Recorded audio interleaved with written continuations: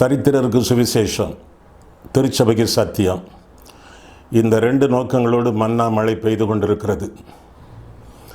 மன்னா மழையில் சங்கீத செய்திகள் என்ற தலைப்பில் வரிசையாக 1வது சங்கீதத்திலிருந்து 150வது சங்கீதம் வரை நாம் வேதபாட ரீதியிலே படித்து தியானிக்க இருக்கிறோம். இந்த மன்னா மழை செய்திகளை நீங்கள் மகிமை டிவியிலே நீங்கள் காணலாம். ஒவ்வொரு சனிக்கிழமையும் ஒவ்வொரு ஞாயிற்றுக்கிழமையும் மாலை 5 மணிக்கு இந்த மன்னா மழை உங்களுடைய வீட்டிலே பெய்யும். எனவே நீங்கள் அந்த நேரத்தை ஆண்டவருடைய சமூகத்தில் காத்திருந்து பயன்படுத்தி கொள்ளுமாறு உங்களை கேட்டுக்கொள்கிறோம். உங்களுடைய கேள்விகள், உங்களுடைய கருத்துக்கள், உங்களுடைய ஜெப குறிப்புகள் அனைத்தையும் வர இருக்கக்கூடிய இமெயில் முகவரியிலே, டெலிஃபோன் நம்பர்களிலே நீங்கள் வாட்ஸ்அப்பாக செய்தியாக எங்களிடத்தில் நீங்கள் பகிர்ந்து கொள்ளலாம். இந்த செய்திகளை நீங்கள் உங்களுடைய நண்பர்களுக்கு ஷேர் பண்ணுங்கள், பகிர்ந்தளியுங்கள். வாட்ஸ்அப் மூலமாக, ஃபேஸ்புக் மூலமாக பகிர்ந்தளித்து அவர்களுக்கும் நீங்கள் பிரயோஜனம் உள்ளவர்களாக நீங்கள் வாழுங்கள். இந்த செய்திகளை உங்கள் மத்தியிலே கொடுத்து கொண்டிருக்கும் பொழுது உங்கள் கையிலே கட்டாயமாக வேத புத்தகம் இருக்க வேண்டும். மன்னா மழை என்ற சேனல் வந்த உடனேயே உங்கள் வேதாகமத்தை உங்கள் கையிலே வைத்து அந்த செய்திகளை கொடுக்க கொடுக்க வேதத்தில் இருக்கக்கூடிய வசனங்களை நீங்கள் பாருங்கள். ஆண்டவர் உங்களை ஆசீர்வதிப்பாராக. ஆமென். மன்னா மழையில் நனைய மன மகிழ்வுடன் உங்களை மறுபடியும் வரவேற்கிறேன். சங்கீத புஸ்தகத்திலிருந்து தொடர்பாக நாம் செய்திகளை படித்து தியானித்து வருகிறோம். ஒவ்வொரு தடவை நாம் சந்திக்கும் பொழுதும் ஒவ்வொரு சங்கீதத்தை நாம் பார்க்கிறோம். இதுவரை 45 சங்கீதங்களை நாம் சிந்தித்திருக்கிறோம். இன்றைய தினத்திலே 46வது சங்கீதம். ஏதாவது ஒரு சங்கீதத்தின் செய்தியை நீங்கள் தவற விட்டிருந்தால் இந்த சங்கீத செய்திகள் அனைத்தின் தொகுப்பு யூடியூப்லே உண்டு. அது மட்டுமல்ல, மகிமை tv.com என்ற வெப்சைட்டிலும் உண்டு. நீங்கள் அவற்றை பார்த்து பயனடையலாம். இந்த செய்திகளெல்லாம் எப்படி இணையத்தில் காணப்படுகின்றன என்று உங்களுடைய நண்பர்கள், உறவினர்களிடத்தில் நீங்கள் சொல்லி அவர்களுக்கும் நீங்கள் ஆசீர்வாதமாக விளங்கலாம். வேத புத்தகத்தை கையில் எடுத்து வைத்துக் கொள்ளுங்கள். 46ஆம் சங்கீதம் அடைப்புக்குறிக்குள்ளே நாம் பார்க்கும் பொழுது, அலாமோத்தில் வாசிக்க கோராகின் புத்திரரில் உள்ள ராகத்தலைவனுக்கு ஒப்பு கொடுக்கப்பட்ட பாட்டு என்று வாசிக்கிறோம். அலாமோத் என்ற ஒரு வாத்தியம், இசைக்கருவி, நம்முடைய கிட்டார் போல, வீணை போல, மத்தளம் போல விளங்கக்கூடிய ஒரு இசைக்கருவி. இந்த பாட்டின் தாளம், இசையெல்லாம் அந்த இசைக்கருவியிலிருந்து வரக்கூடியது. அது மட்டுமல்ல, இந்த சங்கீதம் கோராகின் புத்திரர் அவர்கள் மத்தியில் விளங்கிய ராகத்தலைவனுக்கு ஒப்பு கொடுக்கப்பட்ட பாட்டு. கோராகின் புத்திரர் லேவியர் கோத்திரத்தை சேர்ந்தவர்கள். அந்த லேவி கோத்திரம் ஆசாரிய கோத்திரமாக விளங்கியது. அந்த கோத்திரத்திலே ஒரு ராகத்தலைவன், பாடகர் குழு தலைவன். இஸ்ரவேலிலே மக்களுக்கு ஆசரிப்பு கூடாரம், தேவாலயம், ஜபாலயம் என்றெல்லாம் இருந்ததே. அந்த ஆராதனைகளிலே பாடக்கூடிய ஒரு பாட்டாக அதற்கு இசையமைத்து பாடகர் குழுவுக்கு பயிற்சி கொடுத்து அந்த பாடகர் குழுவுக்கு தலைவனாக விளங்கியவன் ராகத்தலைவன். அப்பேற்பட்ட ஒரு மனிதரிடத்தில் ஒப்பு கொடுக்கப்பட்ட பாட்டு. ஒப்பு கொடுத்தது யார் என்று தெரியவில்லை.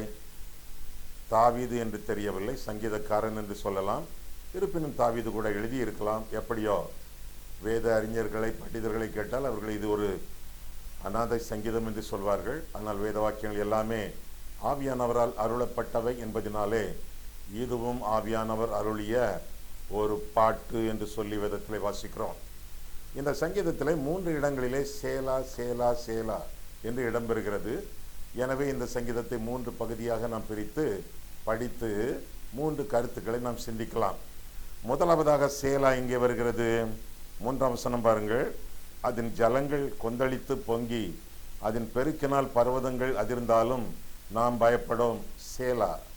அடுத்தாற் போல 7ஆம் வசனம், சேனைகளின் கர்த்தர் நம்மோடு இருக்கிறார், யாக்கோபின் தேவன் நமக்கு உயர்ந்த அடைக்கலமானவர். சேலா. கடைசி வசனம், சேனைகளின் கர்த்தர் நம்மோடு இருக்கிறார், யாக்கோபின் தேவன் நமக்கு உயர்ந்த அடைக்கலமானவர். சேலா. சேலா என்ற வார்த்தைக்கு அர்த்தம் சிலருக்கு தெரியும். ஒருவேளை சிலருக்கு இன்னும் தெரியவில்லை என்றால் அந்த அர்த்தத்தை உங்களுக்கு புலப்படுத்த விரும்புகிறேன். சேலா என்று வரும்பொழுது அந்த இடத்துல நிறுத்தி கொள்ள வேண்டும். இப்போ 3ஆம் வசனத்திலே சேலா வருகிறதா, அந்த இடத்துல நிறுத்தி கொண்டு மீண்டும் முதல் 3 வசனங்களையும் வாசிக்க வேண்டும். அந்த இடத்திலேயே நிறுத்தி கொண்டு சிந்திக்க வேண்டும். அந்த வாசிக்க கேட்ட முதல் 3 வசனங்களை தியானிக்க வேண்டும். சேலா என்றால் சுருக்கமாக சொல்லப்போனால் அந்த இடத்துல நிறுத்தி அந்த வசன பகுதியை அல்லது வசனத்தை தியானிக்க வேண்டும். சில சமயங்களிலே சேலா வரும் பொழுது ஜனங்கள் தங்கள் கைகளை விரித்து அல்லது உயர்த்தி ஆண்டவரை ஸ்தோத்திரிப்பார்கள். சில இடங்களிலே எக்காலங்களை ஊதுவார்கள். சேலா வரும் பொழுது எக்காலங்கள் ஊதப்படும். சில இடங்களிலே தங்களுடைய வாத்திய கருவிகளை உயர்த்தி திரும்ப தாழ்த்தி அப்படியாக அவர்கள் வாசிப்பார்கள். சில ஆராதனைகளிலே சேலா வரும் பொழுது உடனே அமைதியாகி விடுவார்கள். உடனே அமைதியாகி அந்த சங்கீத பகுதியை அவர்கள் வாசித்து மனதிற்குள்ளே வாசித்து அவர்கள் தியானிப்பார்கள். சேலா என்ற எபிரேய சொல்லுக்கு அர்த்தம் என்றென்றைக்கும் என்று சொல்லி நாம் அறிந்து கொள்கிறோம். என்றென்றைக்கும் ஆண்டவரை மகிமைப்படுத்தி நம்முடைய வாழ்க்கையில மகிழ்ச்சி அடைந்து வாழ சேலா என்ற வார்த்தையை நமக்கு குறிப்புணர்த்துகிறது. சரி, 3 இடங்களில் சேலா இடம்பெறுகிறது. அதற்கு முன்பாக இந்த சங்கீதத்தை குறித்த சில செய்திகள். அடைக்கலம் இல்லாமல் அங்கலாய்க்கக்கூடிய அனாதை போன்று வாழக்கூடிய ஒரு மனுஷன் ஆதரவில்லாத சூழ்நிலையிலே பாடப்படக்கூடிய ஒரு பாடல். இஸ்ரவேலின் மகத்தான வெற்றியான ஒரு சூழ்நிலையிலே கர்த்தர் இஸ்ரவேல் ஜனங்களுக்கு கட்டளையிட்ட வெற்றியை கொண்டாடக்கூடிய ஒரு பாடல் என்று சொல்லியும் இந்த பாடலை குறித்து பார்க்கலாம். திரித்துவ சங்கீதங்கள் என்று சொல்லி 3 சங்கீதங்கள் அழைக்கப்படுகின்றன. இந்த திரித்துவ சங்கீதத்திலே திரித்துவ துதிகளை நாம் பார்க்கிறோம். எந்தெந்த சங்கீதங்கள் அவை? 46ஆம் சங்கீதம், 47ஆம் சங்கீதம், 48ஆம் சங்கீதம். இந்த 3 சங்கீதங்களும் திரித்துவ துதியின் கீதங்கள் என்று அழைக்கப்படுகின்றன.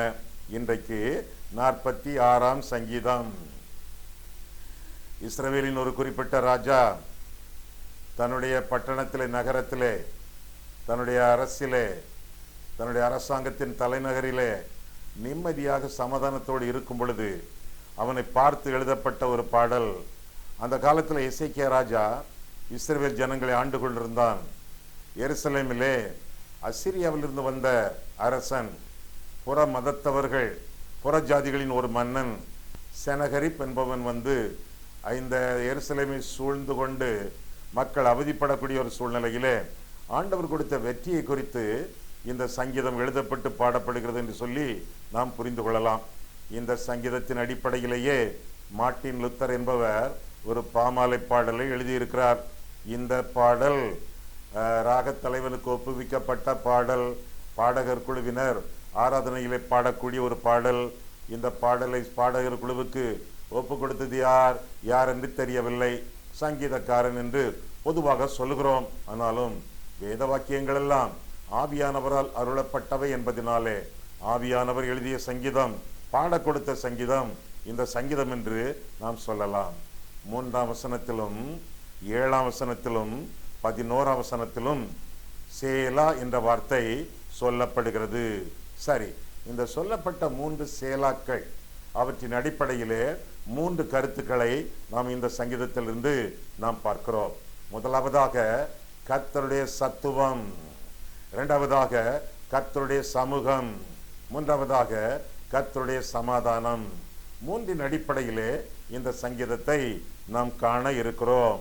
முதல் சேலா 3வது வசனம் அப்படின்னா முதல் 3 வசனங்களை நாம் பார்ப்போமா? கர்த்தருடைய சத்துவம், ஆண்டவருடைய வல்லமை, இதை குறித்து முதல் 3 வசனங்கள். தேவன் நமக்கு அடைக்கலமும் பலனும், ஆபத்து காலத்தில் அனுகூலமான துணையும் ஆனவர். துணைவராய் இருப்பார் என்று சொல்லவில்லை, துணையும் ஆனவர். பிரசன்ட் டென்ஸிலே, நிகழ்காலத்திலே சொல்லப்படுகிறது. எந்த சூழ்நிலையை நீங்கள் கடந்து சென்றாலும் அவர் துணையாய் இருப்பார் அல்ல, இருக்கிறார் என்று சொல்லி வேதம் நமக்கு கற்றுக் கொடுக்கிறது. தேவன் நம்முடைய அடைக்கலம், தேவன் நமக்கு அனுகூலம். தொடர்ந்து வாசிக்கிறோம். ஆகையால் பூமி நிலை மாறினாலும், மலைகள் நடுச்சமுத்திரத்தில் சாய்ந்து போனாலும், அதன் ஜலங்கள் கொந்தளித்து பொங்கி அதன் பெருக்கினால் பர்வதங்கள் அதிர்ந்தாலும் நாம் பயப்படோம் என்று சொல்லி அஞ்சாத ஒரு வாழ்க்கையை சங்கீதக்காரன் அறிவிப்பதாக நாம் வேதத்திலே தெளிவாக வாசிக்கிறோம். ஆக 3 கருத்துக்கள். முதலாவதாக நாம் பார்க்கும் பொழுது தேவனுடைய வல்லமையும் தேவனுடைய சக்தியும் அவருடைய சத்துவமும் காணப்படக்கூடிய இந்த சங்கீதத்திலே முதல் வசனம் சொல்கிறது ஆண்டவர் நம்முடைய அடைக்கலம், உன்னதமானவருடைய மறைவு, சர்வ வல்லவருடைய நிழல், தேவனுடைய சந்நிதி, கர்த்தருடைய பிரசன்னம் நமக்காக காத்திருக்கிறது. எந்த நெருக்கடியான சூழ்நிலையிலும் ஆண்டவர் நிகழ்காலத்திலே நமக்கு நன்மை செய்யக்கூடிய, உதவி செய்யக்கூடிய, ஆதரவாக இருக்கக்கூடிய ஆண்டவர் என்று சொல்லி இந்த அடைக்கலம் என்ற வார்த்தையிலிருந்து புரிந்து கொள்கிறோம். தேவன் நம்முடைய அடைக்கலம். இரண்டாவதாக இந்த சங்கீதத்திலே இந்த வசனத்திலே நாம் பார்க்கும் பொழுது ஆபத்து காலம். ஆபத்து காலத்திலே செனகரிப் சூழ்ந்த காலம், நெருக்கடியான சூழ்நிலை, நம்முடைய வாழ்க்கையிலே ஆபத்தான காலங்கள், பிரச்சனையான வேளைகள், நெருக்கடியான நிலைமைகள் இவையெல்லாம் உண்டாகும் பொழுது தேவன் நம்முடைய அடைக்கலம். அது மட்டுமல்ல, அதே வசனத்திலே அனுகூலம். அடைக்கலமான தெய்வம் நமக்கு அனுகூலம் செய்கிறார். அனுகூலம்னா உதவி, பிரதிகூலம்னா ஆபத்து. ஆண்டவர் உதவி செய்யக்கூடிய தெய்வம். அடைக்கலமான ஆண்டவர் நமக்கு அனுகூலம் கொடுக்கிறார். ஏன்? அநேக வேளைகளிலே அஞ்சி நடுங்க வேண்டிய சில சூழ்நிலைகள் நம்மை சுற்றி கொண்டிருக்கின்றன. மூன்றாம் வசனம், இரண்டாம் வசனம் முதலாகவே, ஆகையால் பூமி நிலை மாறினாலும், மலைகள் நடுச்சமுத்திரத்தில் சாய்ந்து போனாலும், அதன் ஜலங்கள் கொந்தளித்து பொங்கி, அதன் பெருக்கினால் பர்வதங்கள் அதிர்ந்தாலும் நாம் பயப்படோம், அஞ்சோம். அஞ்சாத ஒரு வாழ்க்கை. அனுகூலமான ஆண்டவர், அடைக்கலமான ஆண்டவர், நம்மை அச்சத்திலிருந்து விடுவிக்கக்கூடிய ஆண்டவர் என்று சொல்லி வேதத்தில் நாம் வாசிக்கிறோம். எதையாவது நீங்கள் பயந்து பயந்து வாழ்ந்து கொண்டிருக்கிறீர்களா? எதையாவது நினைத்து நீங்கள் பயந்து பயந்து வாழ்ந்து கொண்டிருக்கிறீர்களா? மறுநாளை குறித்து, மனிதர்களை குறித்து, மாய வலை வீசும் சாத்தானை குறித்து, மற்ற விக்கிரகங்களை குறித்து, மாய்மாலக்காரர்களை குறித்து, மரணத்தை குறித்து எதையாவது நினைத்து பயந்து கொண்டிருக்கிறீர்களா? நீங்கள் பயப்படக்கூடாது என்று சொல்லி இந்த வசனம் அறிவிக்கிறது. ஒரு வருஷத்தில் 365 நாட்கள் என்றால் வேதத்தில் 365 தடவைகளுக்கு மேலே பயப்படாதே பயப்படாதே என்ற காரியங்கள் சொல்லப்பட்டிருப்பதாக அறிவிக்கிறார்கள் வேத அறிஞர்கள். நாம் அஞ்சவே கூடாது என்பதை வேதம் நமக்கு தெளிவாக விளக்குகிறது. அஞ்சாத வாழ்க்கை நாம் வாழ வேண்டும். இன்றைக்கு விசுவாசிகளை குறித்து கூட நாம் பார்க்கும் பொழுது, ஆண்டவருடைய ரட்சிப்பை அணிந்தவர்களை குறித்து கூட நாம் பார்க்கும் பொழுது அஞ்சி அஞ்சி வாழ்கிறார்கள். தேவன் நமக்கு பயமுள்ள ஆவியை கொடுக்கவில்லை, பலனுள்ள ஆவியை ஆண்டவர் கொடுத்திருக்கிறார். பரிசுத்த ஆவி உங்களிடத்தில் வரும் பொழுது நீங்கள் பலனடைந்து என்று சொல்லி நாம் வேதத்தில் வாசிக்கிறோம். எனவே கர்த்தருடைய ஆவியானவரை பெற்றவர்கள், ஆண்டவருடைய சமூகத்தில் வாழ்கிறவர்கள் அஞ்சா நெஞ்சுள்ளவர்களாக ஜீவிப்பார்கள் என்று சொல்லி வேதம் நமக்கு தெளிவாக கற்றுக் கொடுக்கிறது. பூமியே நிலை மாறட்டுமே, மலைகளே நடுச்சமுத்திரத்திலே சாய்ந்து போகட்டுமே, ஜலங்கள் கொந்தளிக்கட்டுமே, பர்வதங்கள் அதிரட்டுமே, பயப்படும். என்ன சூழ்நிலை ஏற்பட்டாலும் பயப்படாமல் வாழ வேண்டியது நம்முடைய கடமை என்று சொல்லி வேதம் நமக்கு கற்றுக் கொடுக்கிறது. விசுவாசத்திற்கு எதிர்ப்பதம் அவிசுவாசமா? விசுவாசத்திற்கு எதிர்ப்பதம் அச்சம், பயம். எனவே பயப்படுகிறவர்களிடத்திலே விசுவாசம் இல்லை. ஆண்டவரை நம்பி அவரிடத்தில் அன்பு கூறுகிறவர்களுக்கு பயம் இல்லை. ஆண்டவரிடத்தில் அன்பு கூறுவோம் என்றால், அன்பு கூறுவது என்றால் என்ன அர்த்தம்? அவருடைய கற்பனைகளுக்கு கீழ்ப்படிவது. ஆண்டவருக்கு கீழ்ப்படிந்து வாழ்கிறவர்களுக்கு அச்சம் இல்லை. ஆதாமுக்கும் ஏவாளுக்கும் ஏன் அச்சம்? எதற்காக மரங்களுக்கு பின்னால் மறைந்து கொண்டார்கள்? கற்பனைக்கு கீழ்ப்படியவில்லை. அந்த கனியை புசியாதே இந்த ஆண்டவர் கட்டளை கொடுத்திருந்தார், புசித்தார்கள், அஞ்சினார்கள் என்று சொல்லி வேதத்தில் வாசிக்கிறோம். ஒருவேளை நம்முடைய வாழ்க்கையில சில சமயங்களிலே நாம் அஞ்சி அஞ்சி வாழ்வதற்கு என்ன காரணம்? கீழ்ப்படியாத ஒரு வாழ்க்கை. ஏதோ ஒரு கற்பனையை நாம் மீறி கொண்டிருக்கிறோம். அதனால் அச்சம் வருகிறது, கண்களிலே கண்ணீர் வருகிறது, துன்பம் வருகிறது, நம்பிக்கையை நாம் இழந்து போகிறோம். நம்பிக்கையோடு வாழ வேண்டும் என்றால் கர்த்தரிடத்தில் அன்பு கூற வேண்டும். அடைக்கலமான அவரை, அனுகூலமான அவரை அண்டி ஜீவிக்க வேண்டும்.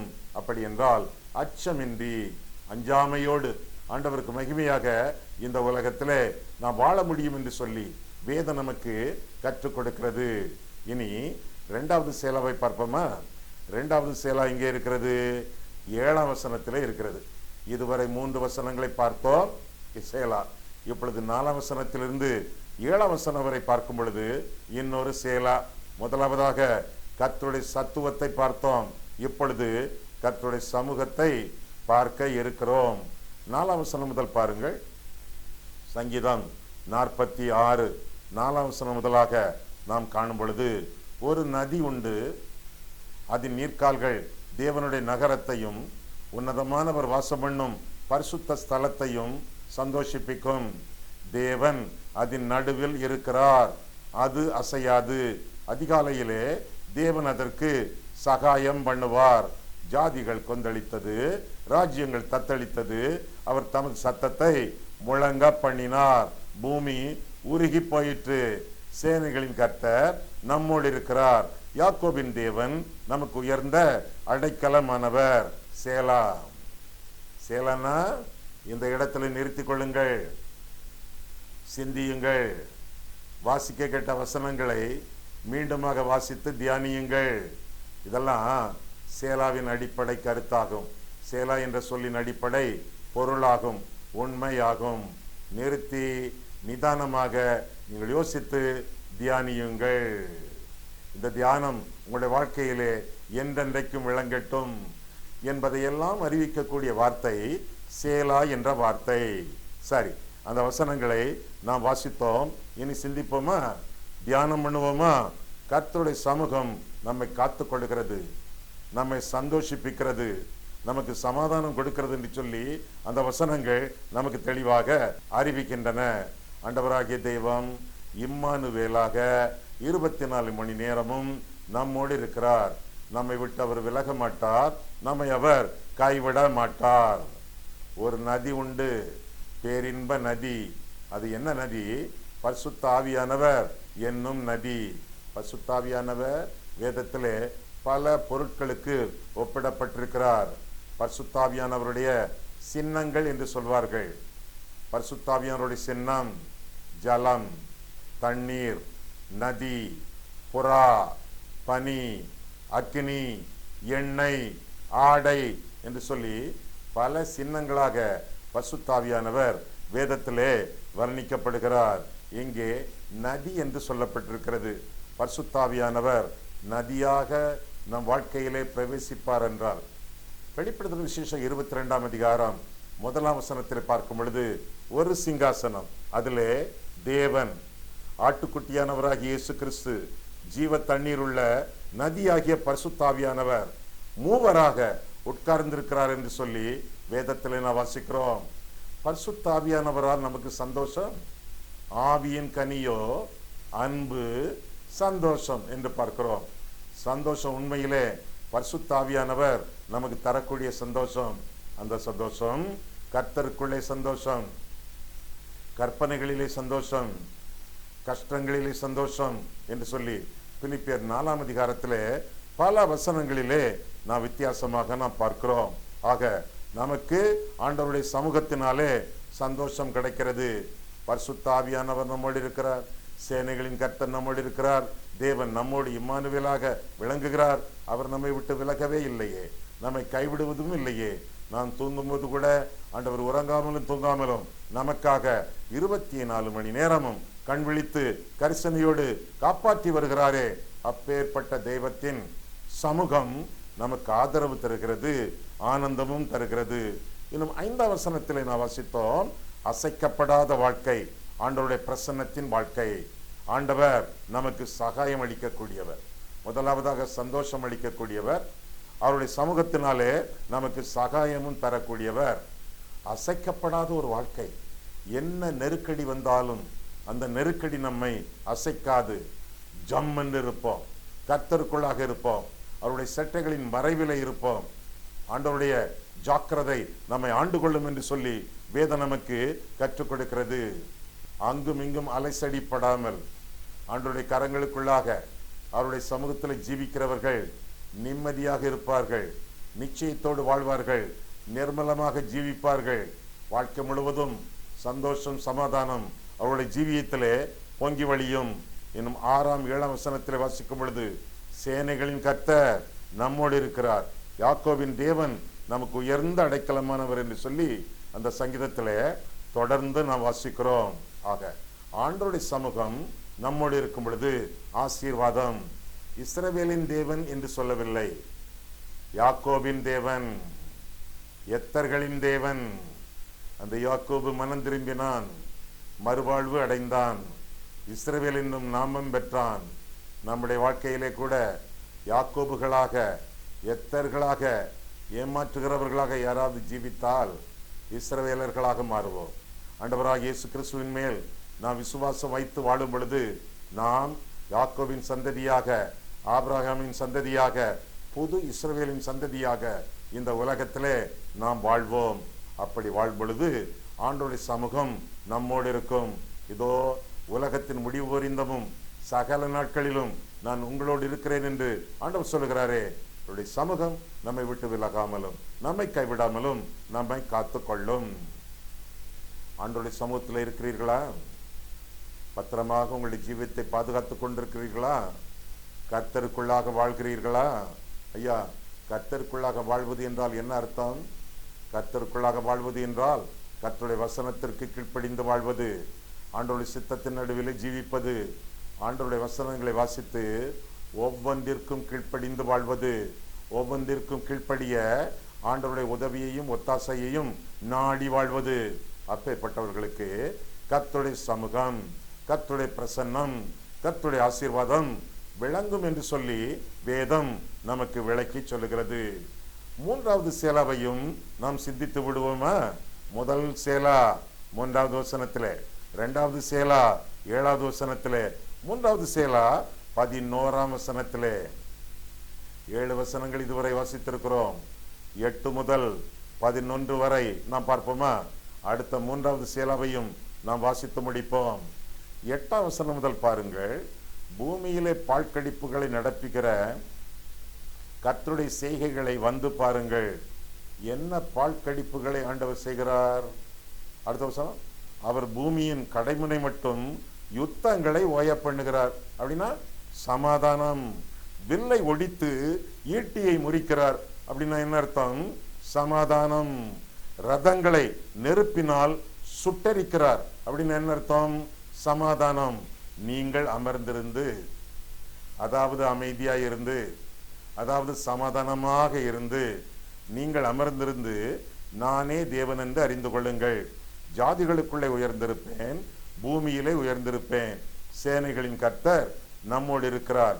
யாக்கோபின் தேவன் நமக்கு உயர்ந்த அடைக்கலமானவர் என்று சொல்லப்படுவதாக இந்த சங்கீதத்திலே நாம் பார்க்கிறோம். ஆண்டவருடைய பாழ்கடிப்புகள் என்ன? பாழ்கடிப்புகள் சமாதானம் இல்லாமையை, பிரச்சனையை, நெருக்கடியை, போராட்டத்தை ஆண்டவர் நிறுத்துகிறார். சமாதானத்தை ஆண்டவர் நமக்கு தந்தருளுகிறார் என்று சொல்லி வேதம் நமக்கு கற்றுக் கொடுக்கிறது. ஆக முதலாவது சேலாவிலே கர்த்தருடைய சத்துவம், 2வது சேலாவிலே கர்த்தருடைய சமூகம், 3வது சேலாவிலே கர்த்தருடைய சமாதானம். ஆண்டவர் நமக்கு சமாதானத்தை அருளி செய்யக்கூடியவர் என்று சொல்லி வேதம் கற்றுக் கொடுக்கிறது. நமக்கு சமாதானத்தை அருளக்கூடிய ஆண்டவர், அவர் சமாதான பிரபு என்று சொல்லி வேதத்தில் வாசிக்கிறோம். கிறிஸ்துமஸ் ஆண்டவருக்கு ஒரு பெயர் சமாதான பிரபு. உயிர்த்தெழுந்த ஆண்டவர் சொல்லக்கூடியது, என்னுடைய சமாதானத்தை உங்களுக்கு நான் தருகிறேன் என்று சொல்லி தம்முடைய கையை உயர்த்தி உங்களுக்கு சமாதானம் என்று சொல்கிறார். அந்த கையை அவர்கள் பார்க்கும் பொழுது, அந்த கையை சீஷர்கள் பார்க்கும் பொழுது, அந்த கையை நாம் பார்க்கும் பொழுது, அந்த கையிலே மத்தியிலே ஒரு காயம், காயம்பட்ட கைகள், சிலுவையிலே ஆணிகளால் கடாபப்பட்ட கைகள். நான் காயப்பட்டு உனக்கு சமாதானத்தை தந்தேன், நான் மரித்து உனக்கு சமாதானத்தை தந்தேன் என்று சொல்லி ஆண்டவருடைய மரணத்தினாலே தெய்வீக சந்தோஷம், சமாதானம் நமக்கு அருளப்பட்டிருக்கிறது என்பதை நாம் அறிந்து கொள்ள கடவோம். எனவே ஆண்டவர் அருளக்கூடிய சமாதானத்திற்கு முதலாவதாக அமர்ந்திருக்க வேண்டும். அமர்ந்திருந்த ஆண்டவருக்கு நன்றி செலுத்த வேண்டும் என்று சொல்லி 8ஆம் 9ஆம் வசனங்களிலே நாம் காண்கிறோம். ஆமா, அமர்ந்திருக்கிறோமா? நீங்கள் அமர்ந்திருந்து நானே தேவன் என்று அறிந்து கொள்ளுங்கள் என்று நாம் இங்கே வாசித்தோமே. அமைதியாக இருங்கள், எந்த போராட்டம் பிரச்சனை வந்தாலும் அமைதியாக இருங்கள். உங்கள் சுய புத்தியை சாராமல் உங்கள் முழு இருதயத்தோடும் கர்த்தரின் நம்பிக்கையாக இருந்து உங்கள் வழிகளிலெல்லாம் அவரை நினைத்துக் கொள்ளுங்கள். அப்போ உங்களுடைய பாதைகளை கர்த்தர் செவ்வைப்படுத்துவார் என்று சொல்லி நீதிமொழிகள் 3ஆம் அதிகாரம் 3ஆம் வசனம் முதல் 5ஆம் வசனம் வரை பார்க்கிறோம். ஆண்டவரை உறுதியாக பற்றி பிடித்துக் கொள்ளுங்கள். வேற போக்கே இல்லை. உங்களுக்கும் எனக்கும் உம்மை உறுதியாய் பற்றி கொண்ட மனதையுடையவன் உம்மையே நம்பி இருக்கிறபடியால் பூரண சமாதானத்துடன் அவனை காத்துக்கொள்வீர் என்று ஏசாயா 26ஆம் அதிகாரம் 3ஆம் வசனத்திலே பார்க்கிறோம். உங்களுக்கு சமாதானம் என்று ஆண்டவர் சொல்லுகிறாரே, இன்றைக்கும் சொல்லுகிறார், உங்களுக்கு சமாதானம். காயம்பட்ட என்னுடைய கரத்தினாலே சமாதானம். உன் பாவத்திற்காக நான் சிலுவையிலே மரித்ததினாலே உனக்கு சமாதானம். ஆக அமைதியாயிருங்கள், அமர்ந்திருங்கள், அங்கும் இங்கும் ஓடாமல் அலைக்கழிக்கப்படாமல் ஆண்டவருடைய சமூகத்திலே தரித்திருங்கள்.